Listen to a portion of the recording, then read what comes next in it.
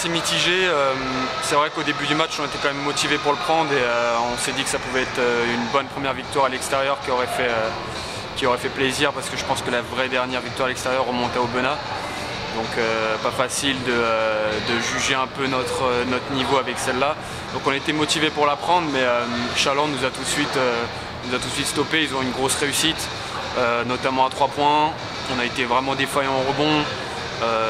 Et je pense qu'à un moment, on leur a tout de suite laissé comprendre qu'on ne pouvait pas prendre le match, quoi. Ouais, surtout au 3e, 4e quart-temps, la défense a été moins en vue. Ouais, c'est ça. Il y avait déjà moins 20 points à la mi-temps. Et même en essayant de revenir en faisant des stops, quelques mix défensifs, ouais, le 3e et 4e quart-temps nous ont quand même coûté cher, parce qu'ils ont quand même toujours tourné au même pourcentage et assez élevé pendant le match. Donc ça ne nous a pas réussi. Sacrée belle salle à Chaland, il y avait de l'ambiance un peu? Ouais, il y a une belle salle, puis il y a un public qui soutient quand même son équipe, même quand les résultats ne sont pas forcément au rendez-vous. Donc là, ils étaient sur 3 défaites d'affilée. Le fait d'avoir gagné à la maison, ça a remotivé le public, je pense, et puis ça les aura mis dans une bonne dynamique. Bon, Saint-Quentin, ce mardi, qu'est-ce que tu peux nous dire sur cette formation? Ils sont très haut classés au classement, il me semble qu'ils sont 2e je crois. Équipe vraiment complète, beaucoup d'expérience, beaucoup de joueurs qui ont joué en Pro B, assez solide et même en défense. Il me semble que là ils doivent être repassés première défense ou 2e, je ne sais plus exactement. Ça va pas être facile, parce que c'est un peu une équipe comme Saint-Vallier, à l'image de Saint-Vallier, qu'on voit les deux côtés du terrain, donc en attaque assez complète et efficace, et costaud en défense et discipliné. Donc ça va pas être facile. Après on les reçoit chez nous, donc on sait qu'au Palais des Sports il peut se passer pas mal de choses.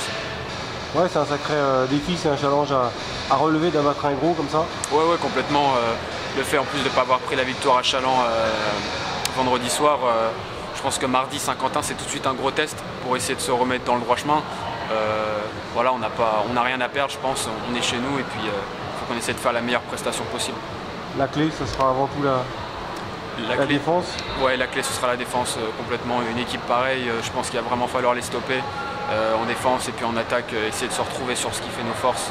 Mais la défense, c'est sûr que ça va être la chose qui va nous faire gagner. Comment t'expliques ce manque de régularité du Jet cette saison? Comme je l'avais déjà dit, je pense qu'il y a beaucoup de jeunesse dans le groupe, donc un manque d'expérience. Je pense qu'on veut faire du mieux qu'on peut, mais on n'est pas toujours prêt à faire ce qu'il faut, ou en tout cas au moment où il le faut pour gagner les matchs. Et le manque d'expérience de la N1 fait que des fois, quand on se retrouve par des équipes, des armadas vraiment bien armées, on voit tout de suite qu'il y a un manque d'expérience, et ça se ressent tout de suite sur le terrain.